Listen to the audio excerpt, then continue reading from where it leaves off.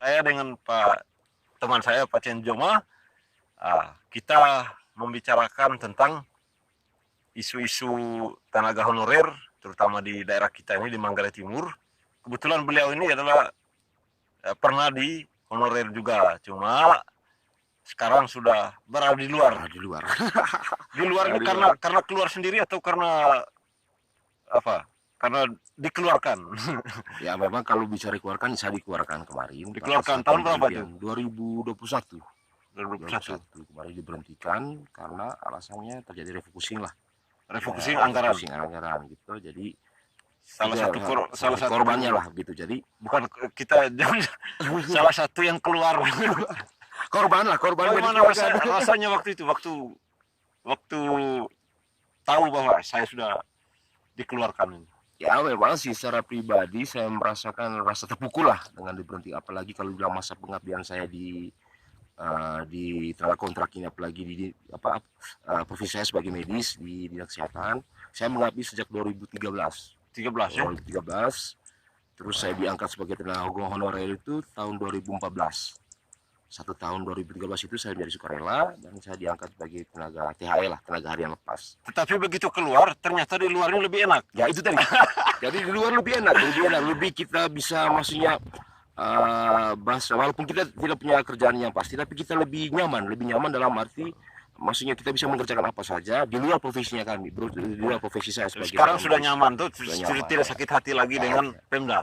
Jadi bicara sakit hatinya sih memang sampai sekarang ada kekecewaan dalam arti apa tadi, bahwa pemberhentian kemarin karena beralasan terjadi refocusing, terus 3 THL harus diberhentikan, ada rasa kecewanya. Sampai sekarang saya tetap ada dalam hati saya bahwa pemberhentian pertama, pengabdian kami cukup lama untuk Kabupaten Manggarai Timur, apalagi kami di bidang medis yang betul-betul punya risiko kerja yang cukup berat ya, saat melayani kesehatan. Terus yang kedua, di sini juga kita kekecewaan kita bahwa ketika 2021 kemarin 333 yang diberhentikan dan ada SK diberhentikan, tapi tiba-tiba tidak lama kemudian kami dapat informasi bahwa ada tenaga yang sudah diberhentikan tapi diambil alih lagi, diaktifkan kembali di kantor bupati. Itu kecewaan termasuk bahwa kok ada permainan kayak begini. Kalau ibaratkan memang sih susahnya jangan sampai kami menilai bahwa ini semua karena istilahnya ada orang dalam ataupun istilah nepotisme. Ya di Manggarai Timur tidak pakai begitu. Kita ya kalau saya rasa profesional kita. Bicara profesional ini saya rasa sih cukup dipertanyakan juga, atau kalau bicara profesional ya, karena kalau saya lihat tadi kayak persoalan itu tadi sudah diberhentikan, tiba-tiba teman-teman yang sudah rela menerima bahwa diberhentikan, tiba-tiba ada lagi yang sudah diaktifkan kembali. Tapi kemarin kan ada dapat modal usaha, dapat juga. Ya kita juga dapat modal usaha kemarin 15 juta kita dapat modal usaha. Dikasih modal usaha dari pemerintah. Bersyukur sih ya, kita apresiasi dalam pemerintah bahwa kita diberhentikan tapi diberikan solusi. Tapi bagi saya solusi ini ibaratkan kalau dalam hitungan kami 333 THL ini dengan per orangnya dikasih 15 juta, kalau dalam hitungan kami itu, kalau dalam gaji kami lah ya, itu bisa dihitung gaji kami selama 10 bulan. Selama 10 bulan kita bekerja, kita punya gaji bisa mencapai 15 juta itu. Nah kalau dihitung kan lagi 2 bulan saja untuk menggenapi 1 tahun ya kan, lagi 2 bulan saja untuk menggenapi kami bekerja selama 1 tahun. Kalau dibilang tapi di kwitansi ini kemarin memang untuk modal usaha, bukan gaji 10 bulan. Bukan, memang itu modal usaha. Tapi dalam hitungan kami ya itulah bukti bahwa Manggarai Timur itu kabupaten yang bersih ya. Kalau bicara bersih sih saya sih 50-50 ya, bicara bersihnya Kabupaten Manggarai Timur. Tapi intinya ya kita serahkan semuanya untuk kedepannya, entah bagaimana Kabupaten Manggarai Timur ini tergantung nantilah. Ini Bung Chen mungkin bisa bagi-bagi pengalaman, karena sekarang kan ada wacana lagi bahwa 2023 itu honorer sudah dihapus ya. Memang sih wacana itu sih saya dengarnya langsung memang dari pemerintah pusat juga, dari bagi-bagi pengalaman ya. Siapa tahu untuk ada teman-teman saudara-saudara kita yang sekarang lagi memikirkan bagaimana saya akan berhenti nanti, bagi-bagi pengalaman lah ya. Itu juga jadi sekitar saya berbagi pengalaman bahwa teman-teman yang sekarang lagi mengabdi sebagai tenaga kontrak itu ibaratkan perlu juga kamu belajar untuk keluar dari zona nyaman. Maksudnya bukan hanya terfokus pada satu titik saja kamu mencari uang lah gitu. Karena ketakutan kita nanti ketika diberhentikan dari THL ini nanti atau tanggal kontrak ini nanti, kalian bingung apa yang bisa kamu lakukan untuk menghasilkan uang. Maksud saya mulai dari sekarang kamu bisa berpikir untuk keluar dari zona nyaman. Karena pemberhentian ini sudah pasti sudah pasti dia akan diberhentikan. Tapi memang ada, saya dengar informasinya juga bahwa ada pengangkatan P3K. P3K. Jadi saya punya menjadi pikiran kita sekarang.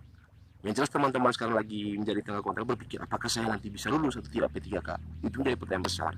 Dan juga yang menjadi mimpi besar teman-teman juga, saya juga mewakili teman-teman yang medis juga selama ini mereka pertanyakan bagaimana nasib kami ke depannya ketika nanti THL itu diberhenti atau tanggal kontrak diberhentikan, terus ada tes P3K. Mereka ada keraguan bahwa apakah nanti mereka bisa diangkat untuk Menjadi menjadi P3K harus tes, tidak ada angkat langsung. Ya memang saya dengarnya gitu, memang melalui tes. Tapi dalam tes ini ada tanda kutip juga. Perlu kita berpikir juga bahwa apakah ini betul-betul bersih atau netral. Tesnya online. Iya, sekarang online, tapi dalam pengangkatan P3K ini ada persyaratan-persyaratan. Contohnya seperti P3K kemarin itu diangkat kayak guru, lama pengabdiannya dia, apakah sudah masuk sertifikasi. Itu salah satu persyaratannya. Tapi teman-teman kesehatan berpikir apakah nanti ini mereka betul-betul bisa diangkat sebagai P3K. Apalagi kalau dibilang teman-teman medis yang di Kabupaten Manggarai Timur ini cukup banyak dan juga mengabdi hampir belasan tahun. Sudah ibaratkan mengabdi di daerah itu selama beberapa tahun dan juga ditempatkan di pustu-pustu terpencil, puskesmas terpencil. Itu keraguan yang muncul dalam hati mereka, apakah mereka diangkat atau tidak nanti. Karena harapan terbesar saya bahwa nanti pada saat seleksi itu nanti, tes P3K, pemerintah juga harus bisa melihat lama pengabdiannya mereka. Apalagi juga teman-teman ini ada yang sukarela. Di Kabupaten Manggarai Timur juga ada tenaga kesehatan yang betul-betul bekerja sebagai sukarela. Ibaratkan kerja, suka dan rela-relanya mereka tanpa digaji loh. Ya mungkin sih gaji mereka itu cuma berharap dari BPJS. Tapi lebih senang jadi masyarakat sekarang karena begitu habis bulan ada lagi bantuannya. Ya itulah masyarakat, itulah rezeki masyarakat ketika hidup di pemerintahan Jokowi sekarang. BLT jalan terus, biar rumah tembok semua lengkap, semua ada honorer mati. Tapi ini juga terkait isu honor nih Bung. Saya banyak dengar keluhan juga. Ternyata dia sistem penggajiannya di THL itu dia tidak ada tingkatan-tingkatan. Misalnya mengabdinya sudah berapa tahun maka gajinya segini, atau pendidikannya sarjana maka gajinya begini. Jangankan itu. Jadi kalau kita bicara mengenai tingkatan gajinya, yang cleaning service dengan yang sarjana S1 nurse ataupun S2 pun yang tanggal kontrak gajinya sama 1,5 juta.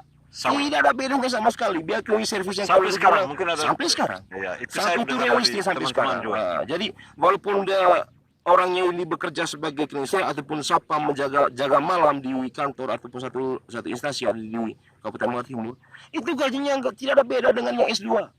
Ya karena memang itu mereka masuk dalam kategori tenaga kontrak. Ya, cukup sudah.